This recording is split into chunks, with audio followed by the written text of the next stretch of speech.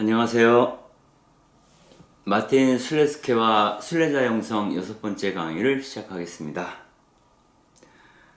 술레스케 영성에 대해서 이야기를 그동안 계속 진행을 하는데요. 이런 이야기를 하면서 좀 이 이야기가 추상적이지 않나? 너무 관념적이지 않나? 좀 더 확실하게 어떤 그 사고의 방향을 설정해주는 그런 이야기가 좀 있어야 되지 않을까? 뭐 이런저런 고민들이 많이 올라왔습니다. 그러나 그 마틴 술레스케의 이야기를 전달하면서 가장 중요한 것은 하느님과 우리가 얼마나 깊은 친밀감 안에 있는지, 그래서 그 결과를 우리가 어떻게 하느님의 현존 안에서 살 수 있는지, 이 문제를 우리가 해결할 수 있다면 많은 우리가 일상에서 접할 수 있는 그 많은 문제들을 해결할 수 있는 실마리를 찾을 수 있게 되는 게 아닌가 하는 생각을 해봅니다. 그래서 좀 더 기다리면서 지금은 그분에 대해서 더 충분히 더 깊이 생각해보는 시간을 갖는 것도 나쁘지 않겠다, 그런 생각을 잠깐 해봅니다. 오늘은 그 하느님과 우리와의 어떤 그 만남에 대한 이야기를 풀어가면서 에로스라고 하는 주제로 할 거예요.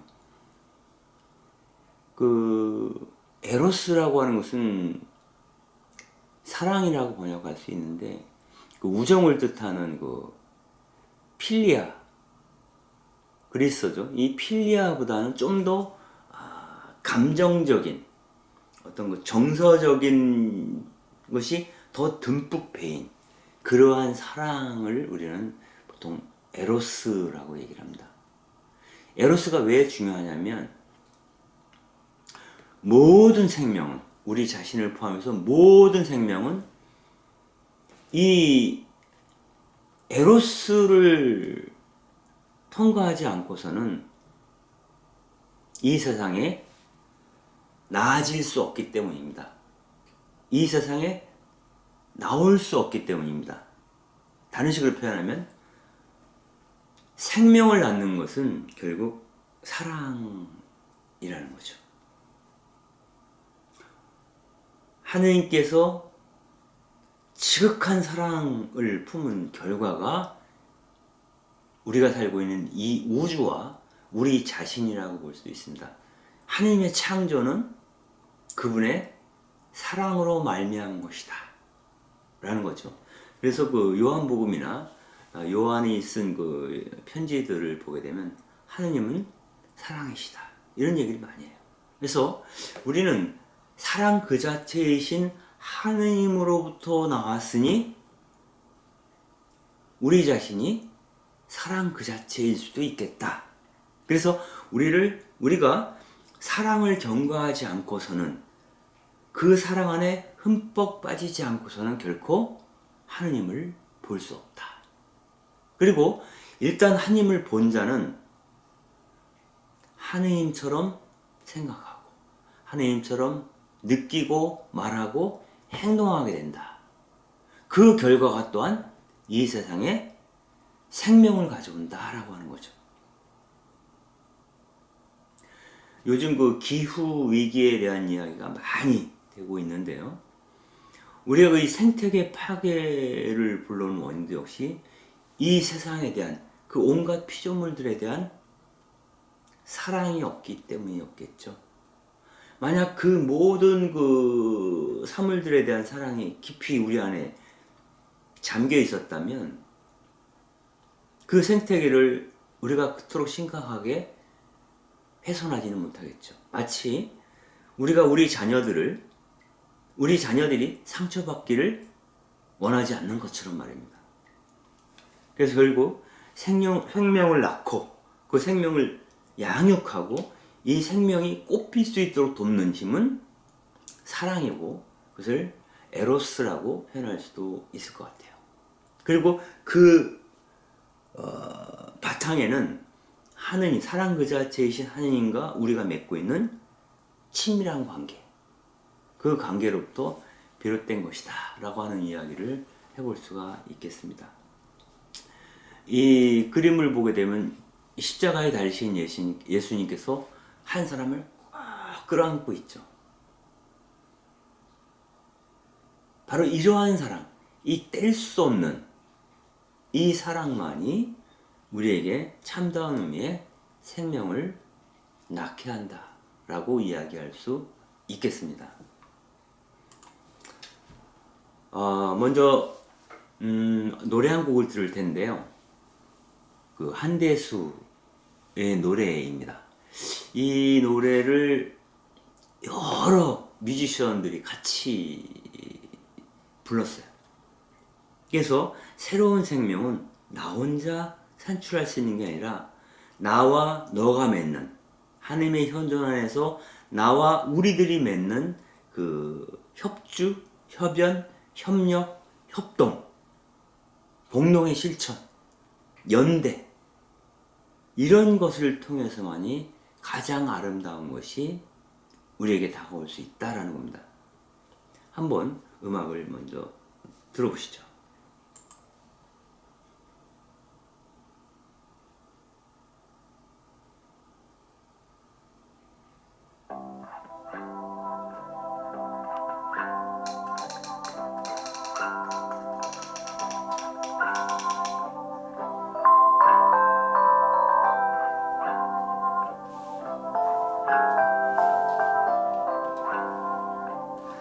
하루아침 눈 뜨니 기분이 이상해서 시간은 11시 반.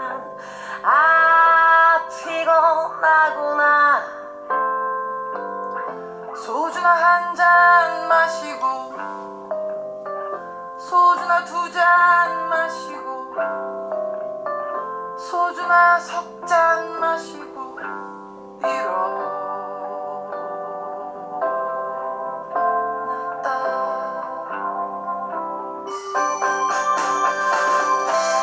할 말도 하나 없이 할 데도 없어서 뒤에 있는 언덕을 올라가면서 소리를 한번 지르고 노래를 한번 부르니 옆에 있는 나무가 사라지더라.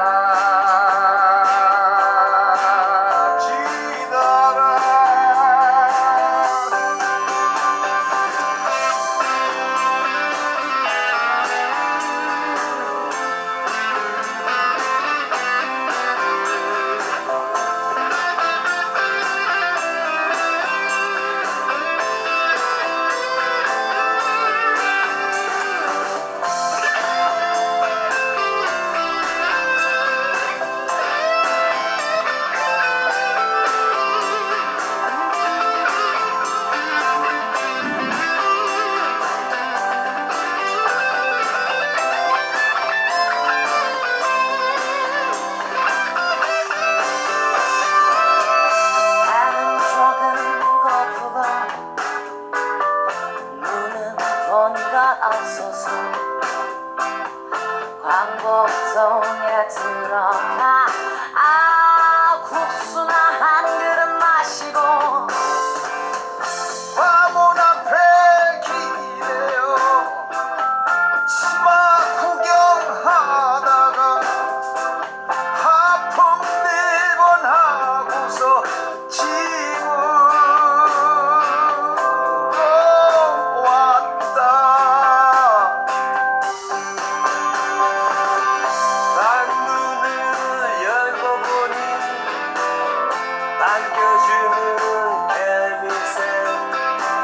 안녕하세요, 간 선생님. 오랜만입니다 하고 인사를 하네. 소주나 한 잔 마시고 소주나 두 잔 마시고 소주나 석 잔 마시고 잠을 잤다.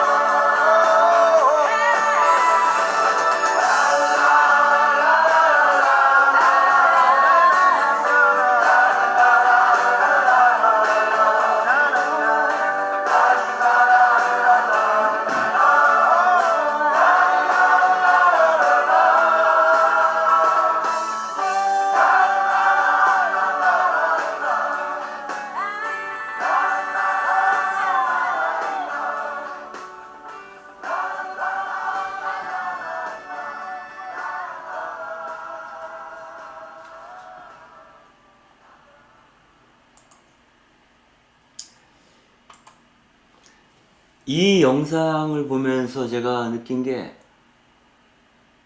그 한대수의 노래를 많은 뮤지션들이 부르고 있지만 정작 화면에 한대수 선생님 보이시죠? 그래도 불구하고 정작 한대수 그분은 노래를 하지 않습니다. 노래는 다른 사람이 하는 거죠. 한대수가 직접 노래를 하지 않는다 해서 이 노래가 한대수의 노래가 아닌 게 아닌 거죠. 즉, 하느님의 일을 하는 것은 우리의 손과 발이지만 하느님은 전면에 등장하지 않습니다. 우리의 배후에 계시는 거죠. 이 영상을 보면 한대수가 너무 행복해하는 그 모습을 엿볼 수가 있습니다. 그러니까 많은 사람들이 내가 작곡한 그 노래를 대신 불러주고 있어요. 내가 직접 나서진 않지만 그 사람들의 노래 안에 이미 한대수가 아주 진하게 배어있다라고 말할 수 있겠습니다. 이들 사이에 깊은 유대감, 아마 서로에 대한 우정과 사랑이 듬뿍 배어 있는 것을 우리가 이 분위기 안에서 느낄 수 있습니다. 아마도 하나님께서는 그러한 방식으로 당신의 일을 하시는 것은 아닌가. 꼭 내가 작곡했다고 해서 내가 불러야 하는 건 아닙니다. 그분은 이 사람들, 이 모든 사람들, 당신의 뜻을 함께하고자 하는 그 사람들을 연결해주고 코디네이션 해주고 그들이 함께 노래 부를 수 있도록 그냥 서 있기만 해도 충분하다는 것. 참 멋진 일 아닐까 하는 생각이 듭니다. 우리 자신도 그러한 사람들 가운데 하나가 될 수 있으면 얼마나 좋을까. 나도 그 뮤지션 중에 한 사람이 되어서 한대수의 노래를 부를 수 있으면 얼마나 좋을까? 뭐 그런 생각을 해보게 되는 거죠.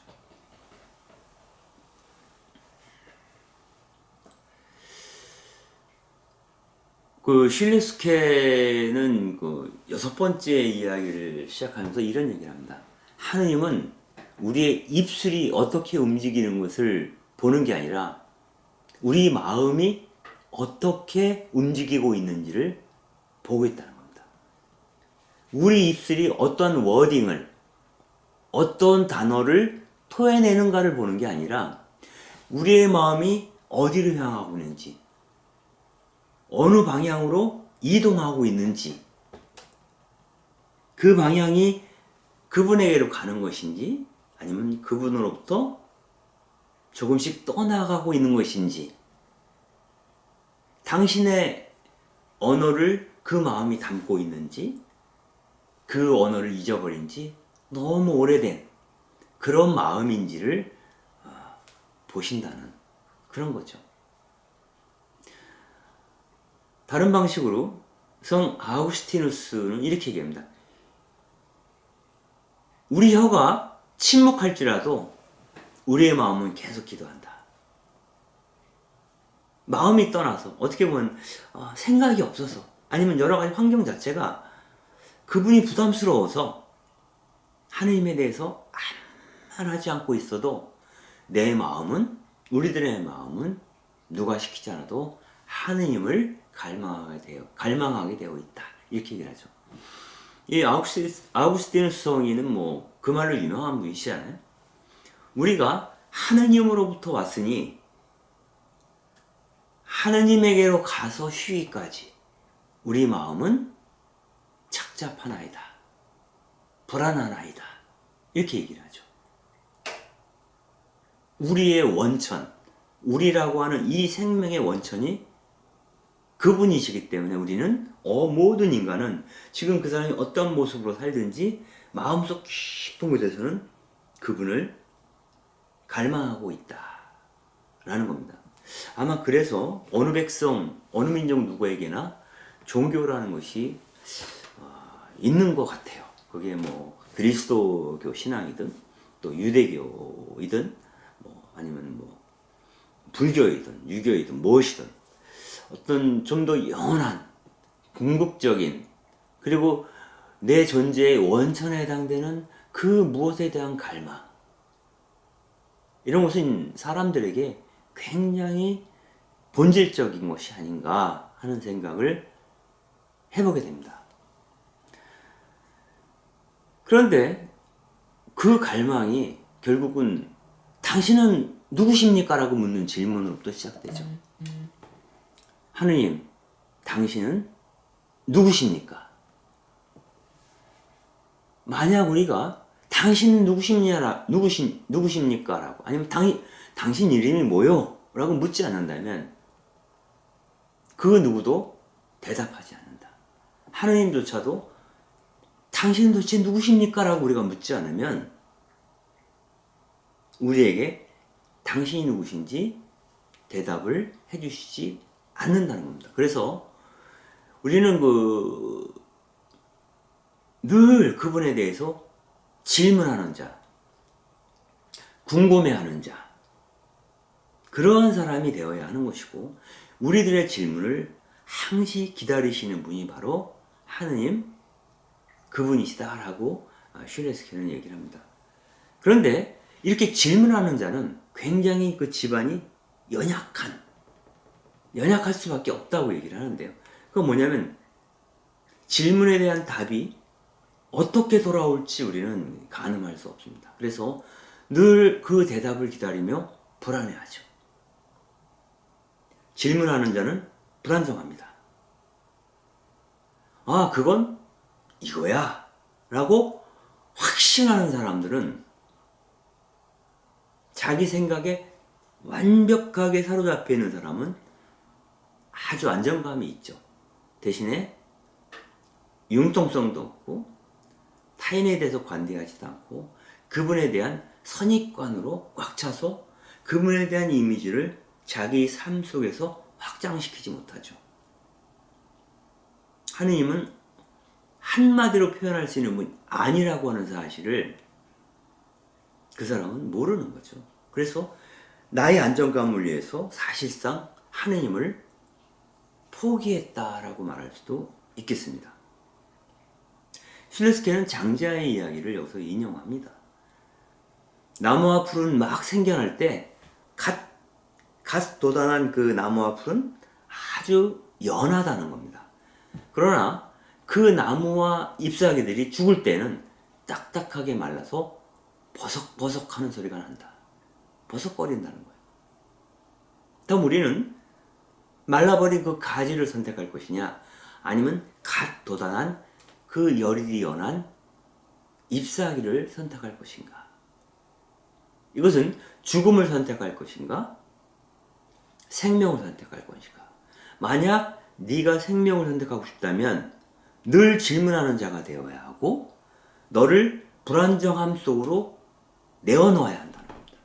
그리고 그 불안을 우리가 견뎌야 한다는 겁니다. 그때 비로소 그분이 당신에 대해서 차근차근 이야기하기 시작할 거라고 믿는 게 바로 신앙이라는 생각을 해봅니다.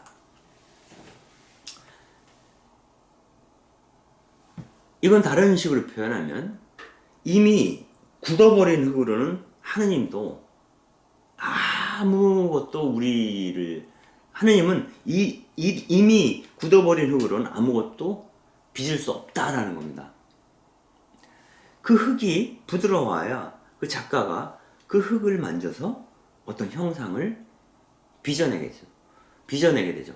마찬가지로 하느님 역시 우리가 딱딱한 굳어있는 마음을 갖고 있을 때는 우리를 통해서 당신이 바라시는 모습을 빚어낼 수 없다는 겁니다. 난 네가 그런 식으로 생각하지 않았으면 좋겠어. 너는 이런 사람이 되면 어떻겠니? 라고 질문하고 싶지만, 묻고 싶지만, 난 이미 결정했어. 라고 얘기해버리면 그분도 우리에게 더 할 말을 잃게 되는 거죠.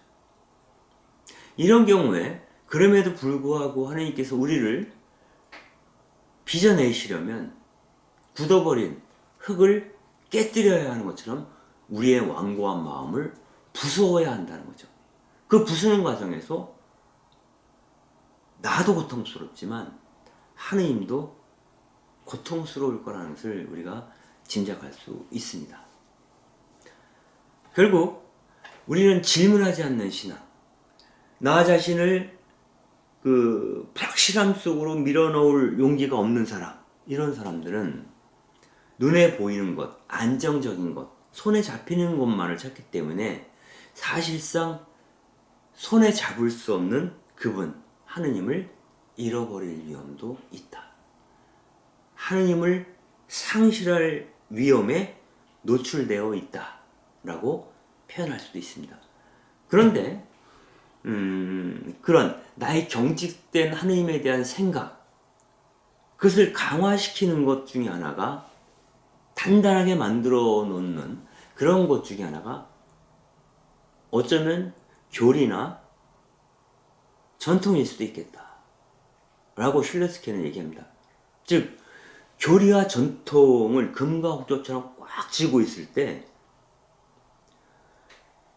교리와 전통으로부터도 자유로우신 분, 즉 하느님을 몇 마디 언어로 확정지을 수 없는 그러한 분임에도 불구하고 그분을 몇 가지 신조로 확정지어 놓는 것에 의지하거나 혹은 하느님에 대한 옛사람들의 생각, 전통적인 생각, 묵은 생각에 의지하다가 하느님에 대한 새로운 견해의 문을 닫아버리는 경우에 실상 하느님을 우리는 잃어버리게 될 수도 있다. 왜? 그것은 내가 삶을 통해서 경험했던 내 안에 체득된 그런 하느님에 대한 이미지가 아니기 때문이라는 거죠.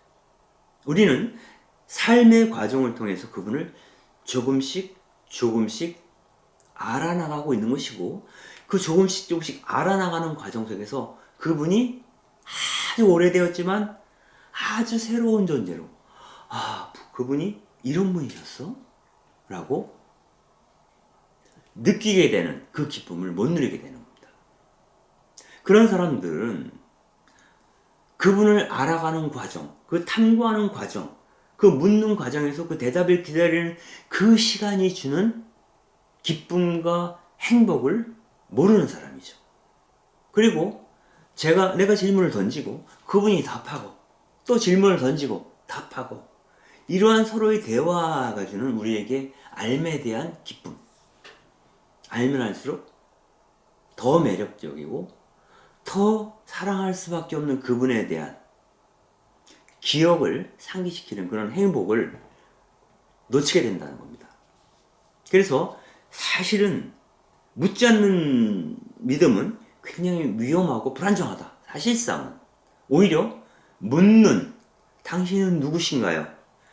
하나님, 당신은 어떤 분이세요? 라고 자꾸 되묻는 그 믿음만이 우리를 확고한 신앙 안에,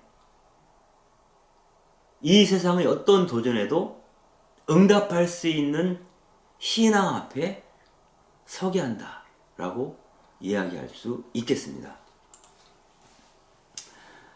슈레스케는 이러한 경험을 우리에게 소개를 합니다. 즉, 스웨덴의 스톡홀름에서 열린 음향학 국제학회 참석을 한 적이 있는데요. 그 당시에 그 미국 국가안보국 NSA라고 하는데요. 여기서 저지른 그 도청 스캔들이 크게 이슈가 되었다고 합니다. 여기서 NSA는 뭐 미국 CIA 이런 정보국이죠. 이거와 달라요. 국가안보국은 주로 그 암호해독 이런 것에 집중하는 어떤 그런 단체인데요. 그 히브리어로 후추파라는 말이 있어요. 후추파라는 건 뭐냐면 아주 뻔뻔하고 당돌할 정도로 담대하게 어떤 권위에도 얽매이지 않고 지적인 차원에서 도전을 하는 것. 하나님, 정말 당신 이런 분입니까? 1, 2, 3, 4 이렇게 나는 당신에 대한 의문을 품고 있습니다. 제 얘기가 더 합리적이지 않습니까? 어떠세요, 하나님? 뭐 이런 식으로 과감하게 그분께 질문을 던지는 거죠. 이러한 것을 후추파라고 히브리어로는 얘기를 합니다. 근데 바로 그 국가안보국에서 도청 스캔들 얘기를 들으면서 슈레스케는 나도 한번 그런 질문을 하나님께도 드려볼 수 있지 않을까라고 생각을 했던 거죠. 그래서 이렇게 질문합니다. 우리가 상상할 수 있는 최대의 가장 심각한 도청 스캔들이 있다면 그 주인공은 바로 하나님, 당신이 아닌가요? 이렇게 묻습니다. 하나님은, 당신은 끊임없이 내 마음을 꿰뚫어 보고 계시고 우리의 마음속 생각을 다 알고 계시고 우리를 계속 살피고 엿듣고 있으니 그 결과로 내 사적인 영역, 나의 비밀을 당신은 다 들춰보지 않습니까? 그래서 내 존엄성을 깡그리 무시하고 있는 게 바로 당신 아닌가요? 하나님, 당신은 왜 우리의 생각과 모든 것을 엿보고 있습니까? 왜 우리를 도청하고 있습니까? 성서에 그런 말이 있잖아요. 당신 앞에서는 우리가 숨을 곳이 없다. 그러니까 완전히 하나님 앞에서 우리가 벌거벗고 있다고 생각하면 저도 이 글을 읽을 때까지 생각을 안 해봤는데 정말 무한하고 좀 힘들 것 같아요. 나의 모든 것을 그분이 알고 계신다면, 이른바 도청하고 계신다면, 엿듣고 있다면, 이런 질문을 이 슈레스케가 하느님께 이 스톡홀름에서 하게 된 거죠. 질문을 던지면 뭐합니까? 대답을 기다려야죠. 슈레스케는 호기심을 품고 그 대답을 기다렸다라고 얘기를 해요. 그때 하느님께서는 빙그레 웃으면서 이렇게 말하는 것처럼 들렸다고 고백을 합니다. 하느님께서 이야기하는 거죠. 이 가시덤불을 좀 봐라. 너가 그 가시덤불을 손으로 잡으면 네가 굳이 네 손이 하는 말을 엿듣지 않아도 너는 아픔을 느끼지 않냐. 이건 굉장히 자연스러운 거다. 손이 가시에 찔릴 때 그 아픔이 너 자신에게 전달되기 때문이다. 그러니 나 역시 너를 도청할 필요를 느끼지 않는다. 그냥 너의 상태를 나는 느낄 뿐이다. 나는 내가 원하던 원하지 않던, 내가 의식했던 의식하지 않았던 너의 삶이 내게 그대로 전달되고 있거든.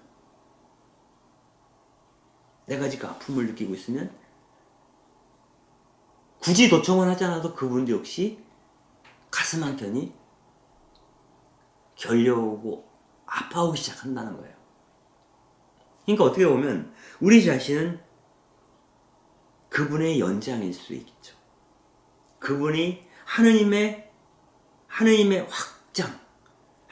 확장이라고 할 수 있는, 즉 하느님이 연장된 존재가 우리라는 거죠. 그러므로 우리가 아프면 단박에 그분도 통증을 느끼게 된다 라고 하느님께서 얘기하는 거죠. 그래서 이렇게 얘기를 하죠. 난 너희를 도청하는 게 아니라 느낄 뿐이야. 하느님이 우리를 느끼고 있다. 하느님이 우리들을 느끼고 있다. 굉장히 좀 특별한 것 같아요. 이처럼 우리는 그분과 연결되어 있는 존재라는 거겠죠.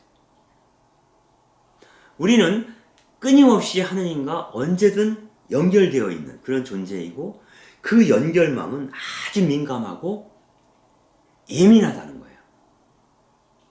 이처럼 우리는 생명 그 자체이신, 사랑 그 자체이신 하나님께 깊이 접속되어 있는 존재이구나 라고 슬레스케는 그 질문을 던지면서 느끼게 됩니다. 즉 우리들이 품은 그 사랑은 사랑 그 자체이신 하나님께 늘 접속되어 있다. 우리의 사랑과 그분의 사랑이 연결되어 있다는 거예요. 코드가 이어져 있다는 겁니다.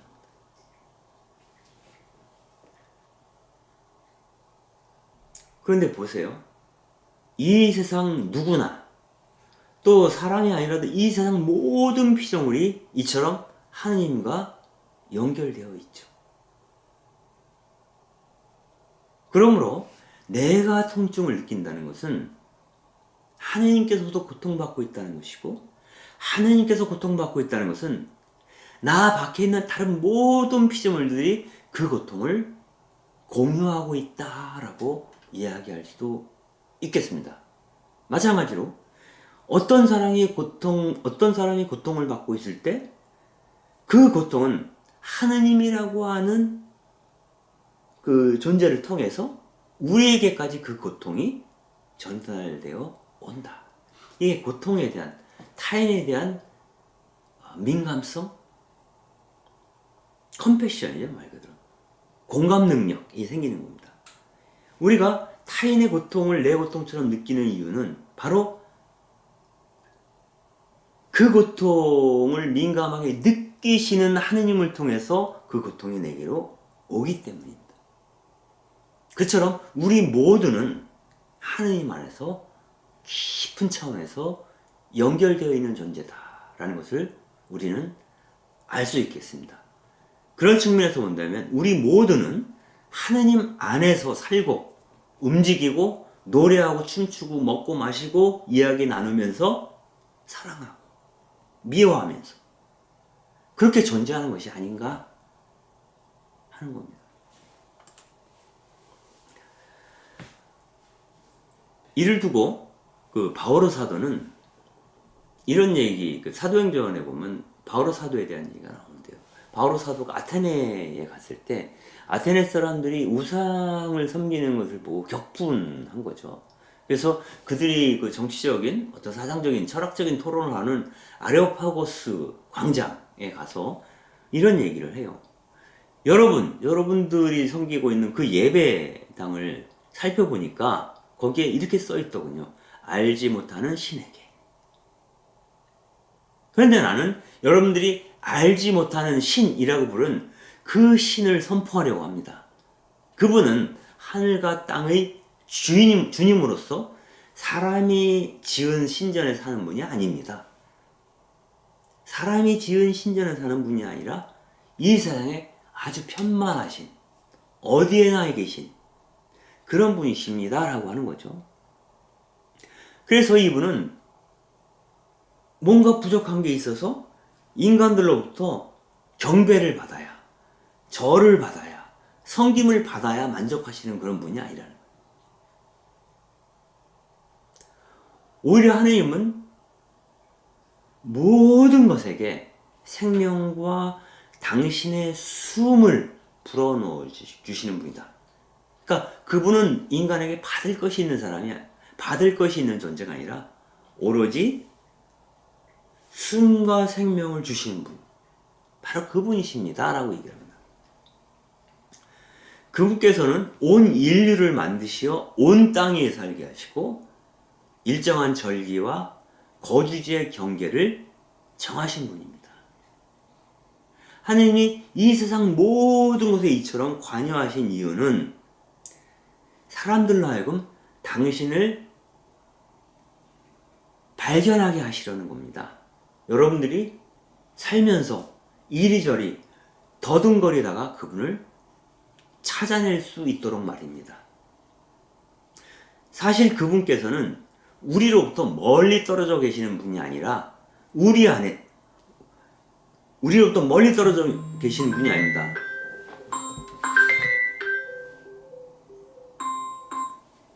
강의 중이야. 이따가 전화해.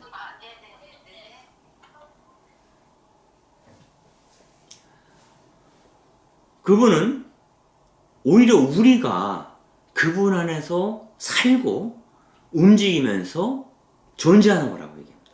즉,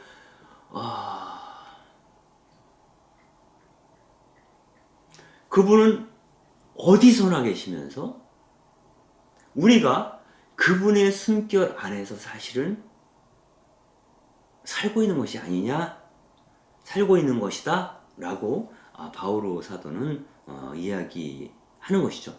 그러므로 우리가 목숨을 갖고 살아간다는 것은 그분과 전혀 무관하게, 그분과 상관없이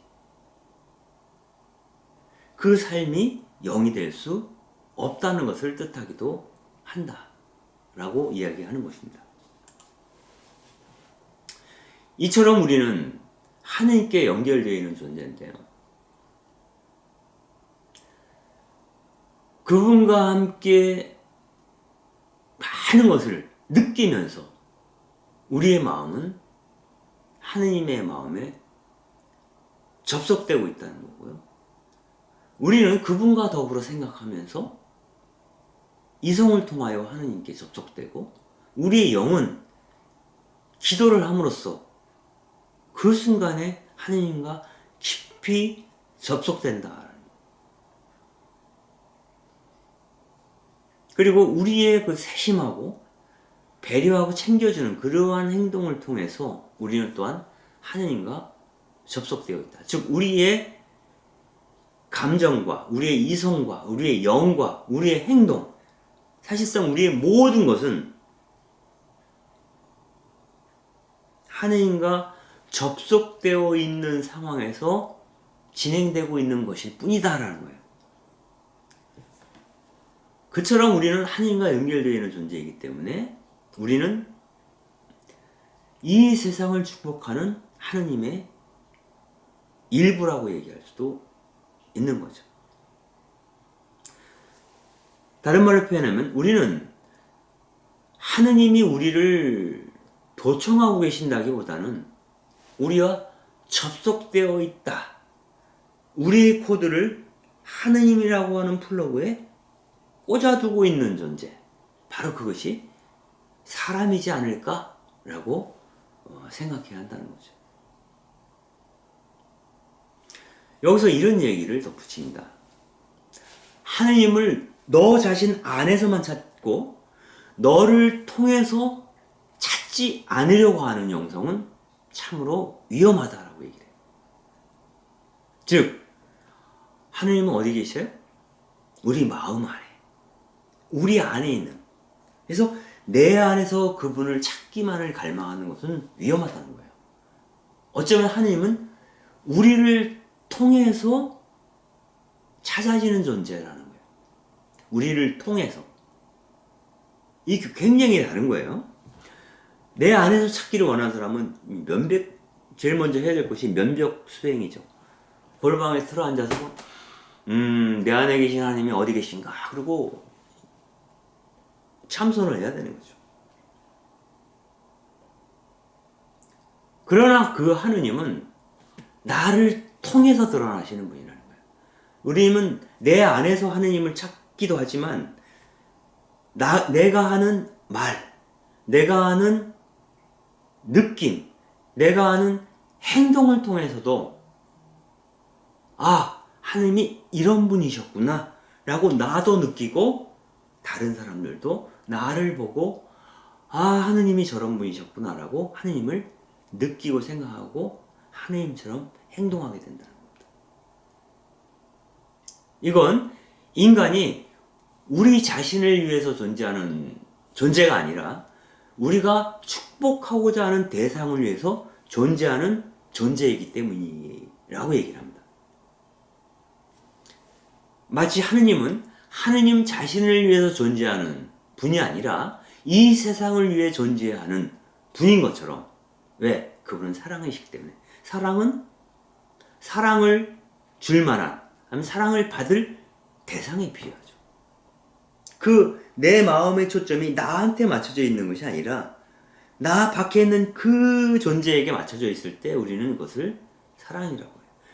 그 중심 이동입니다. 나로부터 중심이 나 밖으로 나아가 있을 때 모든 것이 내 몸 안에서 나와서 그에게로 쏠리죠. 그 에너지를 우리는 사랑이라고, 내가 너를 사랑하고 있다고 얘기하죠. 그래서 하느님은, 사랑 그 자체이신 하느님은 내 안에서 찾아지기도 하지만 나를 통해서도 찾아지시는 분이다. 즉, 나를 통해서 나 밖에 있는 존재에게 그 사랑이 듬뿍 부어질 때, 쏟아져 내릴 때, 그걸 통해서 우리는 하느님이 여기 계시다라고 말할 수 있게 된다는 거죠. 그럴 때 우리 자신과 그 상대방 주변은 하느님의 현존으로 빛을 발하게 되는 겁니다.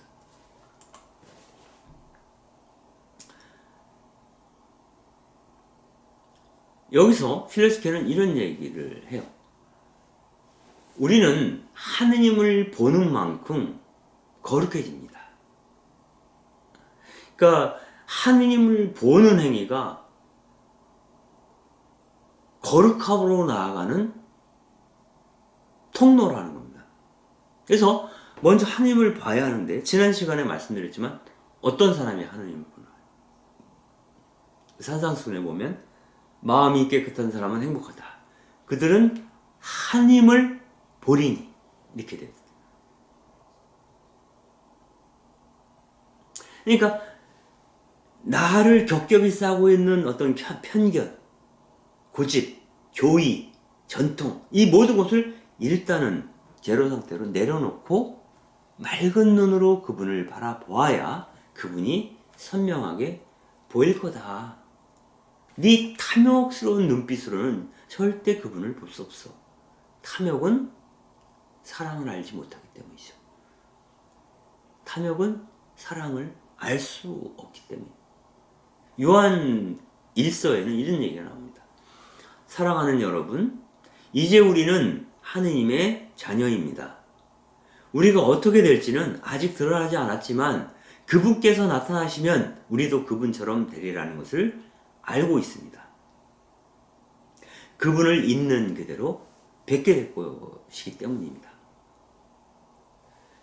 요지는 그겁니다. 우리는 모두 하느님의 자녀라는 거예요. 하느님이 사랑 그 자체이신 분이라면 우리 안에 깊은 곳에도 그 사랑이 머물겠죠. 하느님의 사랑을 나눠 갖고 있는 거룩한 존재, 즉 하느님의 자녀가 곧 우리라고 하는 것이고요. 우리가 그분을 만나 뵙게 된다면 우리도 그분처럼 사랑하게 될 것입니다 라고 얘기하는 겁니다. 우리가 하느님 누구신지 알게 된다면, 그분을 보게 된다면 우리도 그분처럼 사랑 그 자체가 될 수 있다 라고 요한은 편지를 쓰고 있습니다. 그처럼 우리는 우리의 사명은, 우리 존재는 하느님을 눈에 보이는 형상으로 실현하기 위해서 이 세상에 왔다라는 거예요. 우리 자신. 예수 그리스도가 그러한 것처럼 우리 자신도, 우리 자신의 삶의 목적은 하느님을 실현하는 데 있다. 우리가 자아실현이라는 말을 많이 쓰는데요. 여기서 자아실현이라고 했을 때 우리 신앙이 말하는 것은 우리 몸으로 하느님을 실현하자는 겁니다. 그리고 하느님은 우리 안에서 당신을 실현하신다라고 얘기합니다. 우리는 하느님을 실현하고 하느님은 우리 안에서 하느님 자신을 실현하신다라는 겁니다. 그래서 이 세상에 살아가는 과정에서 하는 우리의 모든 행위들은 하느님과 협조하는 삶이다. 하느님과 함께 우리의 삶을 협연하고 있다. 내가 아라고 발음하면 하느님도 그에 걸맞는 언어로 발음하실 거라고 믿는 거죠. 또 그게 신앙이라고 볼 수 있겠죠. 그렇게 우리가 하나님과 깊이 접속되어 있다면, 그리고 우리가 느끼는 것을 그분도 느끼고 우리가 행동하는 데서 그분은 자신을 실현하고 있는 분이라면 굳이 우리가 기도할 필요가 있을까? 그분한테 시간을 내서 이런 질문을 할 수 있어요. 즉 하느님은 당신이 원하시는 것을 뭐든 하실 수 있는 분인데 그분에게 굳이 세계 평화를 위해서, 지금 고통받고 있는 그들을 위해서 당신이 뭔가 해주세요라고 그런 기도를 해볼 필요가 있을까? 이렇게 질문할 수 있습니다. 그러나 하느님께서는 그 일을 하기는 하되 우리를 통해서 하신다. 그래서 기도라고 하는 것은, 내가 정말 고통받고 있는 사람을 위해서 기도한다는 것은 하느님의 마음이 움직여, 하느님, 내 안에 있는 그 하느님이 움직여서 나로 하여금 고통받는 이들을 위해서 행동하게 만든다는 거예요. 즉, 기도는 행동을 불러오는 거죠. 그래서 잘못된 기도도 있어요. 그릇된 행동을 불러오기 때문에 그렇죠.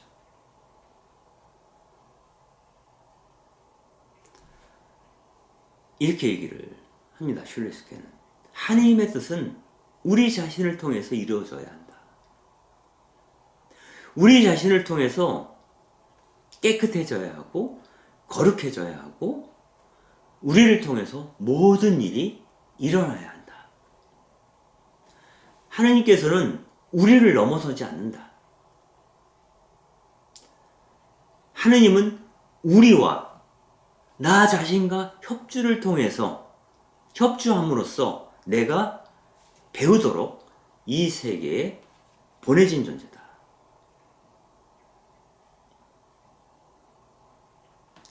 우리는 하느님의 일을 하도록, 그분과 협력해서 일을 하도록 요청받은 존재다라고 하는 것이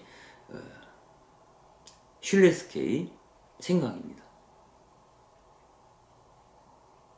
여러분들 여러 번 이 얘기를 해서 반복적일 수 있지만 아빌라이 데레사가 한 그 기도문 가장 유명하지 않습니까? 이제 그리스도에게는 몸이 없습니다. 당신의 몸밖에는. 이제 그리스도에게는 손이 없습니다. 당신의 손밖에는. 이제 그리스도에게는 발이 없습니다. 당신의 발밖에는.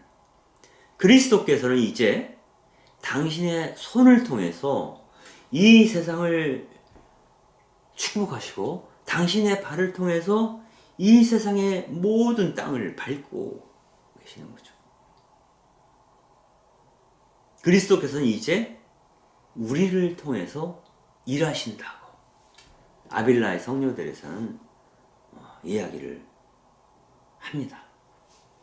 그리고 그 하느님은 우리와 깊이 접속되어 있기 때문에 그 접속을 통해서 우리 안에서 일어나는 모든 것을 느끼시죠. 그 느끼시면서 활동하는 그분과 더불어 살아가는 사람들이 그리스도인 아니면 우리 자신이라고 볼 수 있겠죠. 그래서 하느님은 우리의 심장 보이지 않죠? 그 심장처럼 활동하심으로써 우리의 삶에, 우리의 일에, 우리의 사랑에 관여하신다라고 하는 거죠.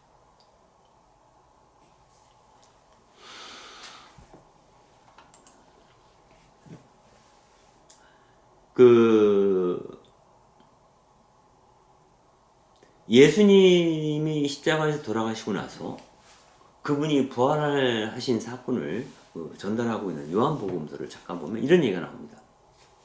주간 첫날 저녁이 되자 제자들은 다른 유다인들이 너무 두려워서 문을 모두 잠가놓고 있었다. 그런데 예수님께서 오셔 이렇게 말씀하신다. 평화가 너희와 함께. 제자들은 주님을 뵙고 너무너무 기뻐했다. 그때 예수님께서 이렇게 이르셨다. 평화가 너희와 함께. 아버지께서 나를 이 세상에 보내신 것처럼 나도 너희를 어디에 보내요? 이 세상에 보낸다. 이제 내가 해왔던 일을 너희들이 할 수 있도록 이 세상에 파견한다라는 거죠. 그리고 그 제자들에게 숨을 불어넣으시며 이렇게 말씀하십니다. 성령을 받아라. 너희가 누구든지 타인의 죄를 용서해주면 그가 용서를 받을 것이고 그대로 되면 그대로 남아있을 것이다. 우리가 성령의 힘으로 우리가 성령을 받아서 아니면 성령의 힘으로 누군가의 죄를 용서하면 그 사람이 용서될 것이고 우리가 그들을 타박하면 그들은 타박당한 채로 남아있을 거라는 거예요. 우리가 성령의 힘으로 누군가를 사랑하면 이 세상에 사랑이 넘칠 것이요. 만약 너희가 그를 사랑하지 않는다면, 그를 미워한다면 그는 미움을 받은 채로 남아있을 거라는 거예요.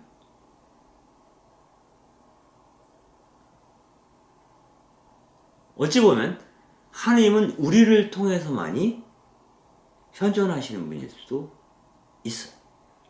그분은 누가 무슨 짓을 하든 어디에나 존재하시는 분이지만 어디에나 현존하시는 분은 아니에요.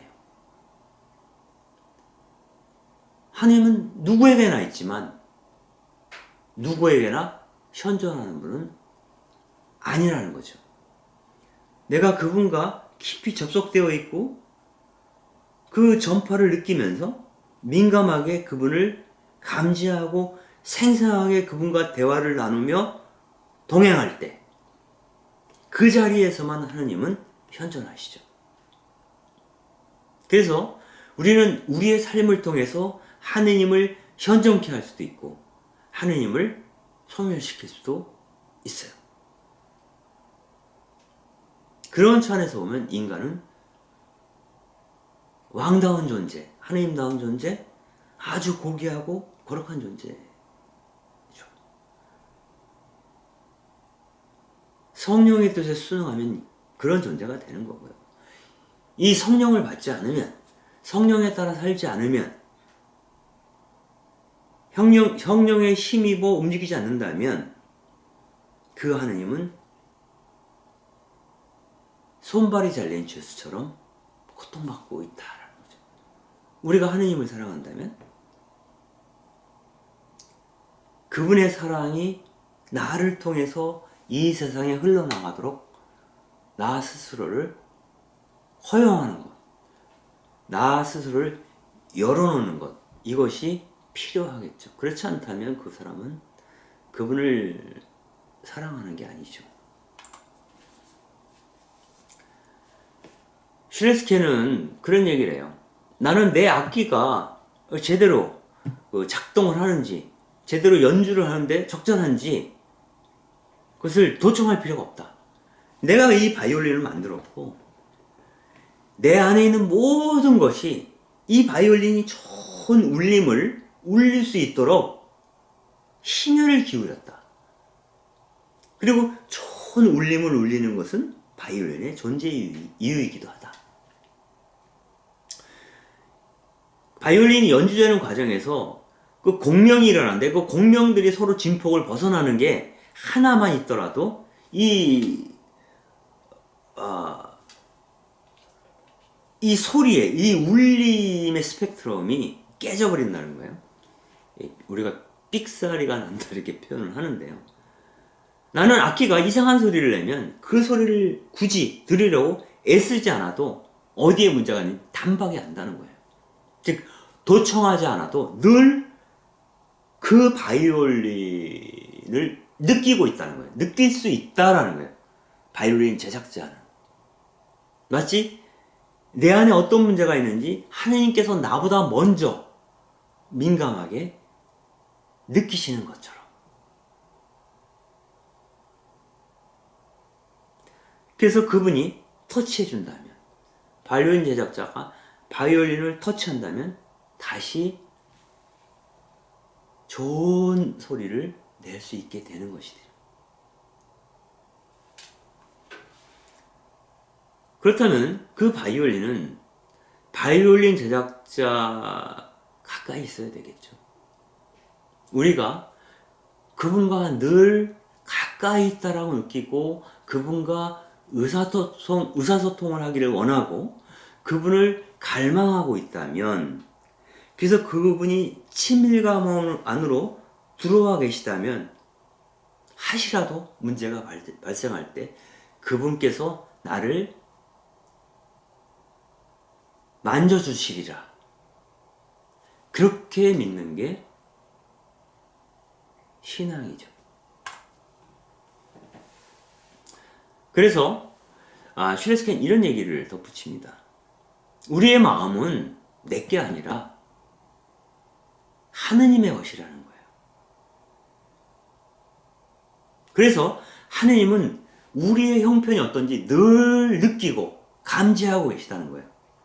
그래서 내가 슬퍼하면 성령도 슬퍼하신다. 내가 내 자존감이 무너져 내리고 내가 피폐해지면 성령이 우리 안에서 소멸되는 것을 우리도 느끼게 한다는 거예요. 우리가 하느님의 뜻에 따라 살면 성령은 내 안에서 기뻐하고, 우리가 하느님의 뜻을 거슬러 말하고 느끼고 행동하게 되면 하느님은 우리 안에서 숨을 거두실 수도 있다는 거예요. 그래서 에페소서와 데살로니가 1서에 나오는 것처럼 하느님의 성령을 슬프게 하면 안 된다고. 성령의 불을 아예 꺼버리면 안 된다고. 하느님의 성령이 우리 안에서 활활 불타오를 수 있도록 그렇게 해야 된다고 이야기를 합니다. 이처럼 성령에 우리가 순종할 때, 하느님의 뜻에 우리가 조응할 때 우리가 그분의 손에 의해서 만져지고 치유가 발생하게 될 거다라는 겁니다. 결국 우리가 미처 가능할 수 없는 그분 하느님과의 친밀감을 우리 마음으로 깨달을 수 있다면 우리는 그분과 함께 이 세상을 살펴볼 수 있는 그러한 삶을 배우게 된다. 내가 그분과의 친밀감 안에 살게 되면 그분의 시선으로 이 세상을 볼 수 있게 된다는 겁니다. 그때 우리는 우리 자신이 어떤 상태인지를, 어떤 형편에 놓여 있는지를 물을 수 있을 뿐만 아니라 하느님이 나와 더불어 어떻게 지내시는지도 알게 된다. 하느님은 우리를 느끼시지만, 하느님은 우리를 느끼신다라고 하는 것은 우리 안에 계신 그분이 지금 어떤 상태로 하느님께서 고통받고 계신지, 아파하고 계신지, 슬퍼하고 계신지, 아니면 정말 흐뭇한 눈으로 우리를 바라보고 계신지, 기뻐하고 계신지, 이것은 내가 나를 보면, 나의 형편을 살피면 알 수 있다는 겁니다. 왜? 그분은 나와 깊이 접속되어 있기 때문에. 여기서 우리는 그 에토스라는 말과 에로스라는 말을 통해서 또 설명을 하는 것을 들을 수 있습니다. 즉 에토스, 무언가 지속적으로 해내고자 하는 정념 같은 거죠. 이 에토스는 삶을 이끌어가는 추진력입니다. 이 추진력은 소명으로부터 비롯된 거죠. 무엇인가 미션을 이루고자 하는 열정이 내 삶을 끌고 가는 것이죠. 근데 그 열정 안에는 하느님의 사랑이라고 하는, 하느님으로부터 우리가 받은 그 사랑이라고 하는 동력을 필요로 합니다. 그래서 에토스가 끌고 가는 힘이라, 끌고 가는 어떤 좌표로 가고자 하는 힘이라면 그 좌표로 가는 과정에서 필요한 연료를 제공하는 것이 에로스라고 볼 수 있죠. 이 에로스는 그겁니다. 우리는 죄를 지을 수 있지만 하나님의 용서를 기대할 수 없는 죄인은 아니라는 겁니다. 우리가 우리 자신이 갖고 있는 흠결 때문에 괴로워할 수 있지만 우리는 하나님 앞에서 흠이 있는 존재가 아니라는 겁니다. 우리는 원천적으로 하나님께 사랑받고 하나님이 믿을 만한 존재, 즉 거룩함을 입은 존재로 이 세상에 나왔다는 겁니다. 그래서 우리의 흠결, 우리의 죄가 우리의 형편이라 해도 그로 인해 고통받고 있는 분이 하느님이시라면 그분은 내가 원하기만 한다면 나를 어루만져 주실 것이다 라고 믿어야 한다는 겁니다. 거기서 그분의 사랑을 느끼게 되면 다시 일어설 수 있죠.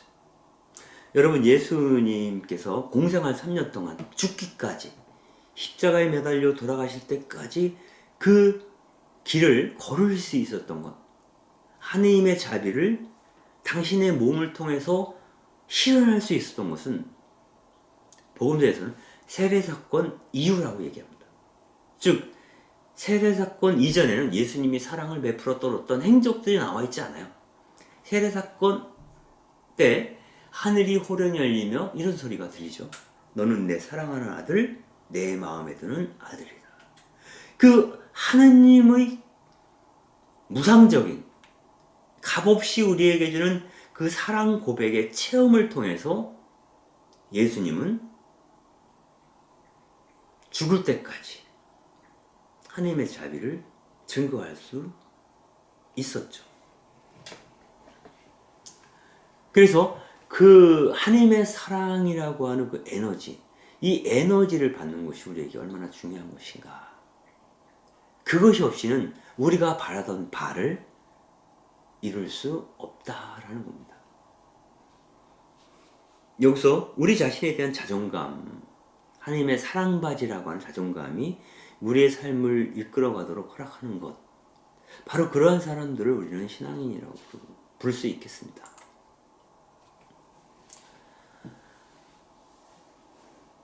우리가 하나님의 사랑받이라고 하는 것, 하나님께서 눈에 넣어도 아프지 않을 이라고 표현했던 바로 그 존재가 바로 우리 자신이라는 것을 확신하고 그 사랑 안에서, 그 에로스 안에서 걸어가기로 마음먹는 것.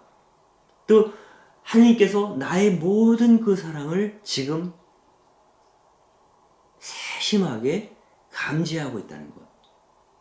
내가 고통받을 때 그분도 우리의 고통을 느끼시죠. 내가 사랑받고 있을 때, 내가 기뻐하고 있을 때 그 사랑과 기쁨도 그분은 느끼고 계신다라고 믿는다면 우리는 정말 그분에게서 아주 소중한 그런 존재임을 확인하게 됩니다. 이를 두고 시편에서는 이렇게 표현합니다. 하느님, 당신께서 당신 백성들의 앞에 나아가실 때, 당신께서 사막을 행진하실 때 이 땅이 흔들리고 하늘마저 물이 되어 쏟아졌습니다. 당신의 자비가 폭우처럼 소나기처럼 우리에게 그 백성들에게 쏟아져 내렸다는 거예요. 그리고 시편 133장에는 이런 얘기가 나와요. 보라, 얼마나 좋고 얼마나 즐거운가. 형제들이 함께 사는 곳은. 하느님 백성이 함께 어우러져 사는 모습이 너무나 보기 좋다는 거예요. 한대수의 그 노래를 함께 부르고 있는 그 사람들처럼. 머리 위에 좋은 기름 같아라. 너희들은 내 머리 위에 쏟아져 내리는, 내 수염 위로 흘러내리는, 내 옷깃 위에 흘러내리는 그 기름처럼 향그럽다는 거예요. 그리고 시온산 위에 흘러내리는 헤르몬의 이슬같이 영롱하다는 겁니다. 주님께서는 그 사람들을 위해 축복을 내려주시니 그들은 또한 영원한 생명이라고. 여기서 하나님께서는 당신의 백성들을 두고 뭐라고 얘기해요? 영원한 생명이라고. 나의 영원한 생명을 너희들도 나누어 갖고 있다고 얘기를 합니다. 왜? 우리는 그분과 깊이 접속되어 있는 존재이고 우리의 형편을 그분은 늘 감지하시고 느끼시기 때문에 칼 라너 같은 신학자는 하느님을 이렇게 얘기했죠. 근심하시는 분이라. 무슨 근심을 하세요? 이 세상을 볼 때, 이 세상과 인간을 볼 때 창조 때 느꼈던 너무 좋다라고, 참 보신이 좋더라 했던 그 모습이 아닐 때 하느님은 이 세상을 감지하시기 때문에 그렇지 않은 이 세상을 느끼면서 근심하시는 분이라는 거죠. 그렇다면 하느님을 사랑하는 사람이라면 그분의 근심을 덜어주기 위하여 내가 일을 하게 되겠죠. 내가 이 세상의 문제를 해결하는 만큼 그것을 느끼시는 그분의 근심도 덜어지는 거겠죠. 그래서 그분이 정말 기뻐하실 수 있도록 우리 자신이 이 세상에 나아가 무언가 해야 되겠죠. 그분은 우리를 뛰어넘어서 우리를 패싱하는 거죠. 우리를 패싱하고 당신 일을 하시는 분이 아니라는 거예요. 우리를 통해서, 우리 몸을 통해서, 우리 마음을 통해서, 우리의 영을 통해서 당신께서 움직이시는 분이다 라는 것을 우리가 확인하면서 다음 시간의 이야기를 기대하면 좋을 것 같습니다. 오늘 이야기는 여기서 마무리하도록 하겠습니다. 감사합니다.